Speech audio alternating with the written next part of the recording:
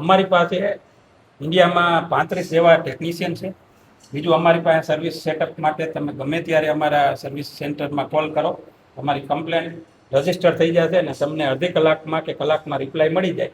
ને સ્પેર પાર્ટનું કહો તો તમે જે ઓર્ડર કરો પાર્ટ વોરંટીમાં આવશે ત્યાં સુધી અમારે કંપનીમાંથી તમને ફ્રી ઓફ કુરિયર તમારા ઘરે પહોંચી જાય. અને જો વોરંટી પૂરું થાય અને પછી તમારે કાંઈ પાર્ટ જોતા હોય તો તમને કુરિયરથી જ મળી જશે. અને ક્યારેય એવું કહેવામાં નહીં આવે કે આ પાર્ટ અમારી પાસે અવેલેબલ નથી. કોઈ સ્પેર પાર્ટ અમારામાં પાર્ટમાં રિક્વાયરમેન્ટમાં ઓનલી ફોર જારીની રિક્વાયરમેન્ટ પડે, બાકી કોઈ પાર્ટ ક્યારેય ખરાબ થતો નથી. બહુ રૂજ કેજમાં ઓછા સ્પેર પાર્ટ ખરાબ થાય છે, બાકી સર્વિસની કોઈ રિક્વાયરમેન્ટ એટલી આવતી જ નથી. એ અમે વોરંટી આપીએ છીએ. આ તમામ વાતચીત ઉપરથી ત્રણેય ભાઈઓની મને એવું લાગે છે કે મોદી સાહેબનું જે મેં પહેલાં કીધું એમ કે વિઝન છે આત્મનિર્ભર ભારત, અને તમે એનું બીજું વિઝન છે સ્ત્રી સશક્તિકરણ. બે વિઝનને તમે ખૂબ જ ટેકો આપી વેપારની સાથે સાથે તમારો રાષ્ટ્રભાવ પણ આમાં તમે વ્યક્ત કરો છો. એટલે તમે દેશની સેવા કરી રહ્યા છો. પહેલા યુવાનો માટે, ગામડાના જે યુવાનો છે જેને પગભર થવું છે, તમે વાત કરી સ્ત્રીઓની કે એ પણ કમાતી થઈ જાય છે. અને આ વિઝિટ દરમિયાન મેં એવું જોયું કે તમામ સ્પેર પાર્ટ તમે પોતે બનાવો છો. એટલે હા, એટલે ખૂબ જ સરસ તમે રાષ્ટ્રભક્તિ પણ આનાથી પ્રગટ કરી રહ્યા છો. આભાર. હા, એટલે આના ઉપરથી મને એક ઓલી ટેગલાઇન જેવું મને અંદરથી ઉગી આવ્યું કે no only farming with money farming. એમ ટૂંકમાં ખાલી ફાર્મિંગ નહીં, આ મની ફાર્મિંગની દિશામાં તમે લઈ જાઓ છો બધાને. એટલે આને તમે શું કહેવાય, આપણે એવું ટેગલાઇન આપી શકીએ એમ કે ફાર્મિંગ વિથ મની ફાર્મિંગ. આપણા દેશ જ છે ને ખેતી પ્રધાન દેશ કહેવાય આમ જોવા જાય તો. ઘણી બધી તકલીફો હતી તો એ અમે જોયું કે ખેડૂતને ઝીણી ઝીણી તકલીફો, આજ મોંઘી એવડી મશીનરી લઈએ તો બધાની કેપેસિટી ન હોય, તો અમે એવા સેગમેન્ટ જ કર્યા કે નાના ખેડૂત હે ને મશીન લઈ શકે. અને એના પ્રોબ્લેમ જોયા કે આખો દિવસ એટલા ધૂપમાં કામ કરતા હોય કે તડકાની અંદર એ હાથી હકાલે એ મહેનતવાળા બધાય કામ છે. તો ક્લિનિંગ છે, ઘણા બધા ઓલા પેલા જમાનામાં ટેબલ મોટું રાખે ને પછી વાવલતા, પંખો મેકે ને આવા બધા ઘણા પ્રોબ્લેમ હતા. તો એ પર્પઝ એવું થાય નાના ખેડૂત બી મશીન લઈ આવે એટલે ઝીણી ઝીણી વસ્તુ R&D એ ટાઈપના કર્યું કે મોટું એકદમ નહીં, સ્મોલ એકદમ નાનું બનાવ્યું. એ ટાઈપના મશીનો ઘણા બધા ડેવલપ કરીને અમે માર્કેટમાં આપ્યા બધા ખેડૂતો.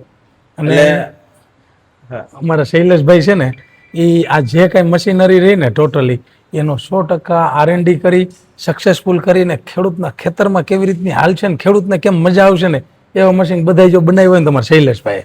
આ સમસ્ત વાર્તાલાપ દરમિયાન આપણે જીતેન્દ્રભાઈ પાસેથી પણ ઘણું બધું જાણ્યું, કમલેશભાઈ પાસેથી પણ ઘણું બધું જાણ્યું. અને સમસ્ત વાર્તાલાપનો નિચોડ એવો નીકળે છે મારા માનસિકતામાં કે જે કાંઈ છે એ ખેડૂતની વેદના, ખેડૂતની પીડા અને ખેડૂતની અગવડતાઓને સગવડતાઓમાં કેમ પરિવર્તન કરી શકાય એની જ તમામ અહીંયા પ્રવૃત્તિઓ થાય છે. અને આવું શું કામ આ લોકો વિચારી શકે છે? કારણ કે ત્રણેય ભાઈઓ પોતે ખેડૂત છે, ખેતી કરતાં કરતાં આવ્યા છે, એટલે એ વેદના સમજી શકે છે. ગંગાનું પાણી કેવું છે એ જાણવું હોય તો ડૂબકી મારવી પડે, એને વ્યક્ત ન કરી શકાય. એટલે આ લોકો આવું સરસ આવડું મોટો એમ્પાયર ખડકી શક્યા છે. ઘણી બધી માહિતી બે ભાઈ આપી, પણ શૈલેષભાઈ હજી એની વિચારધારાઓ શું છે અને કંપનીમાં એનો શું રોલ છે એ કહેશે. શૈલેષભાઈ. મારું નામ શૈલેષભાઈ ભુવા છે. કંપનીમાં R&D જેટલું થતું હોય ને એટલું હું જોતો હોય. એટલે એમ તો હું તમને એક વસ્તુ કહું કે આપણે કાંઈ માંદા પડ્યા કે કાંઈ થયું કે અકસ્માત કાંઈ બન્યું તો આપણે એને હોસ્પિટલે લઈ જઈએ તો ડૉક્ટરને જે વ્યક્તિ છે ને એની બધી વસ્તુની ખબર છે કે ભાઈ આનું જીવ છે કે એક્સપાયર થશે, શું થશે, કે પાટા મીડિયાથી કેટલા સમયે રેડી થશે.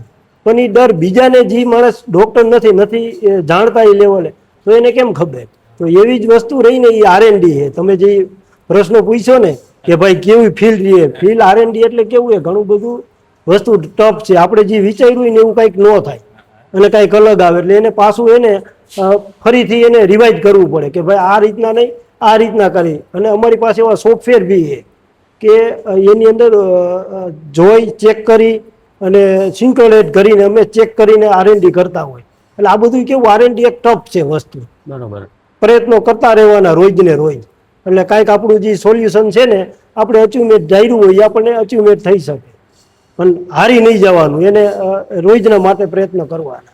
એટલે આ R&D માટે તમે કેટલો સમય ગ્રાઉન્ડ ઉપર ખરેખર વિતાવતા હશો? ગ્રાઉન્ડ ઉપર રહેવું પડે ઓલમોસ્ટ, અને ખરેખર જે સોફ્ટવેર ડિઝાઇનમાં બનતા હોય ને એની માથે બેસવું પડે. ઘણી વખતે કેવું હોય કે આપણે કાંઈક કીધું તો બીજાને કહીએ તો એ એક કેવું હોય કે કહેવાની રીત રહીને અલગ અલગ છે ને, વાં જઈતા ચેન્જ થઈ જતી હોય.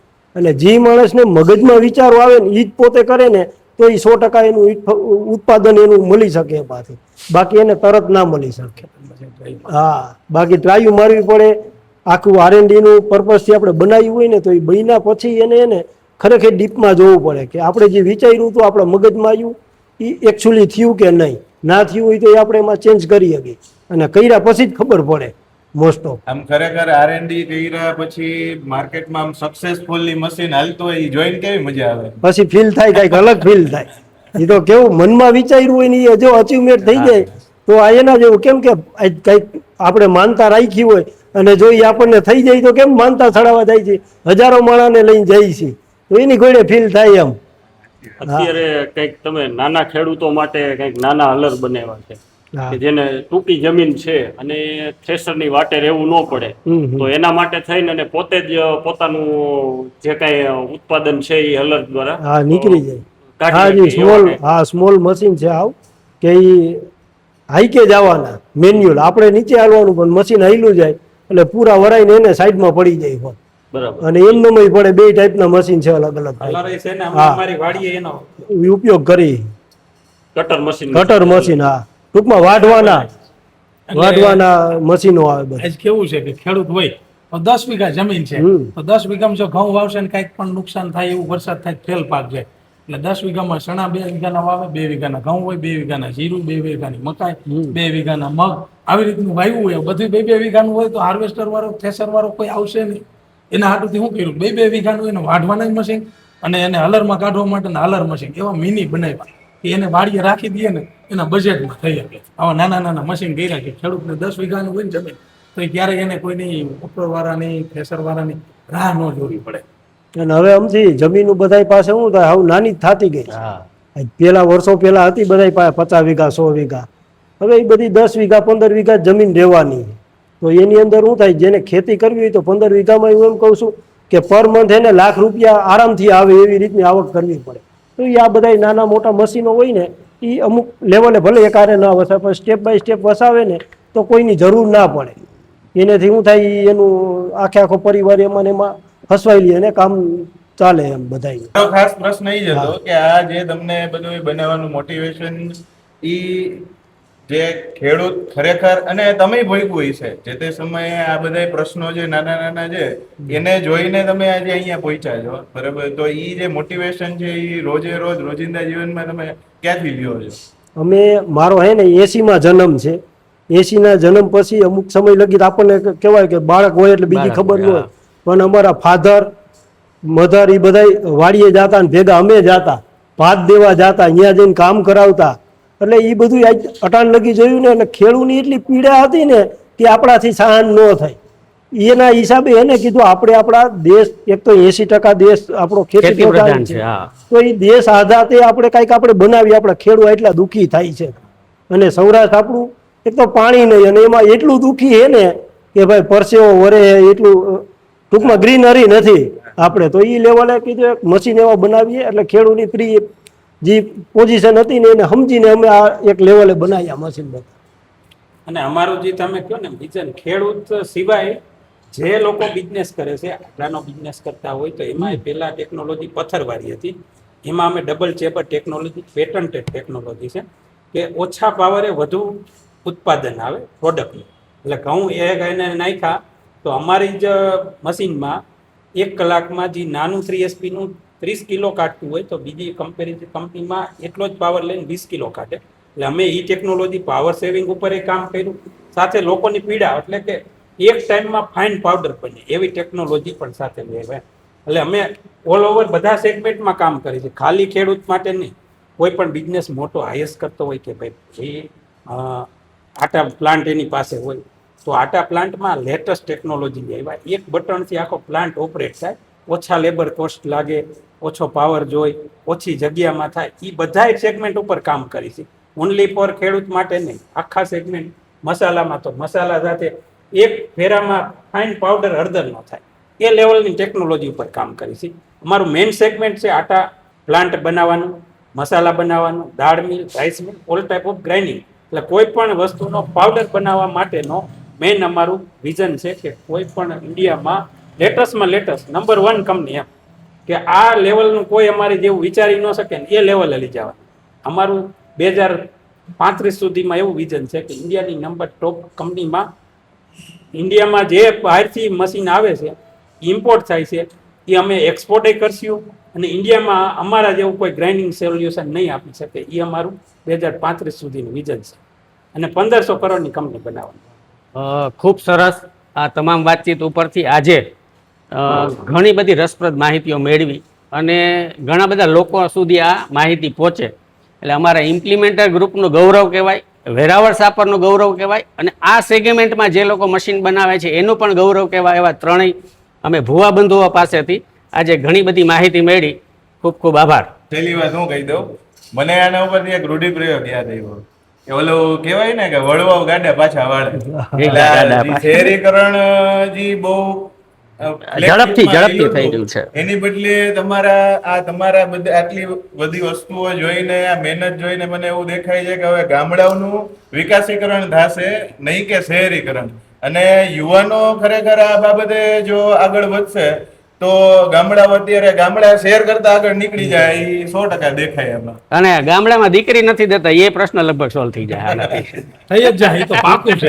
એક મશીન વસાવીએ ને એટલે આને એક સીએનસી કરતા વધુ રૂપિયા કમાય. હા, yes. અમે એ જ અમારું ફોકસ છે કે એક તો તમે આટાનું મશીન વસાવી લ્યો, તમે 15 લાખનું સીએનસી લ્યો અને આ તમારું 1 લાખ રૂપિયામાં એટલી ઇન્કમ રોજ કરો અને તમે ઘીરે બેઠા નહીં કે તમારે કોઈનું જોબ પર ના ના, કરવા જવાનું એ પણ હકીકત છે ને, અમે તો જોયું છે કે અને પાછું એ કહી શકે જેમ અત્યારે બિઝનેસમેન કોઈ કારખાના વાળા છે એ બધી પ્રોડક્ટ પોતાની બનાવતા હોય તો એમ કહે કે આ ટોટલ અમારું ઇન હાઉસ છે. એમ પોતાના જ ખેતરની અંદર ઘઉં વાવેલા એને વાઢવાનું મશીન તમે આપો, થ્રેશર મશીન આપો, ત્યાર પછી એસોર્ટિંગ મશીન, આટા મશીન અને પેકિંગ મશીન, તો ત્યાં સુધીનું ટોટલ મશીન આવી જાય. એટલે જે પોતાનો આટાનું પેકિંગ લઈને વેચવા જાય છે એ એમ કહીએ કે અમારું ઇન હાઉસ છે ટોટલ વસ્તુ. એટલે ખેતી એક કંપની બની જાય એમ કે અમે ઘઉં વાવીએ છીએ ને લોટ સીધો આપીએ છીએ તો ખેતી પણ એક કંપની બની ગઈ ને એમ. એટલે ખેડૂતને ગૌરવ થાય કે અમારી કંપની એમ. અને આ રોજ છે કે આજે તમે જીવન સાથે જોડાયેલી છે. તમે બીજું બધું ગમે એ કરશો તોય ખાવા જોશ. કદાચ કોરોના આવ્યો કે કોઈ પણ વસ્તુ આવી પણ તમારે જ્યારે સાંજે રોટલી જોશે ને જોશે. વાહ. સવારે ઉઠો ત્યાંથી રાત સુધીમાં ખાવા જોશે. અને ગમે એટલો તમે કરશો રોટલી નહીં ખાવ ત્યાં લગી ધરાશો. બહુ મજા આવી. સરસ. હા, એટલે આ અડધો દિવસ કદાચ ટૂંકો પડે, પૂરી કમ્પ્લીટ વિઝિટ કરવી હોય તો કંપનીની વિઝિટ અત્યારે પૂરી કરીએ છીએ. અરવિંદભાઈ સૌથી મોટા. ઓહો, વાહ, સરસ. હવે અમે આટોમાઇઝની વિઝિટ પૂરી કરીએ છીએ અને સમસ્ત મુલાકાત દરમિયાન એક નિચોડ જેને કહેવાય તો એવું કહી શકાય કે ભારત દેશના યુવાનો અને સ્ત્રીઓ કે જેને પગભર થવું છે અથવા વિદેશમાં યુવાનો નોકરી કરે છે, શહેરમાં આવીને નોકરી કરે છે અને એ જે આ ચક્રવ્યૂહમાં જે ઝાડની અંદર ફસાઈ જાય છે અને એનું પૂરું નથી થતું, તો એવા લોકો માટે મારો સંદેશ છે કે એક વખત આ કંપનીની મુલાકાત લ્યો અને કેવી રીતે પગભર થવું કે આત્મનિર્ભર થવું સ્ત્રીઓને પણ અને યુવાનોને પણ, તો એના માટેનું આ એકદમ સચોટ ઉપાય અહીં છે. એટલે બિઝનેસમેન બનવાની જેને ફેક્ટરી કહી શકાય ને તો એ આટોમાઇઝ છે, એ બિઝનેસમેનની બનાવવાની ફેક્ટરી છે. આભાર.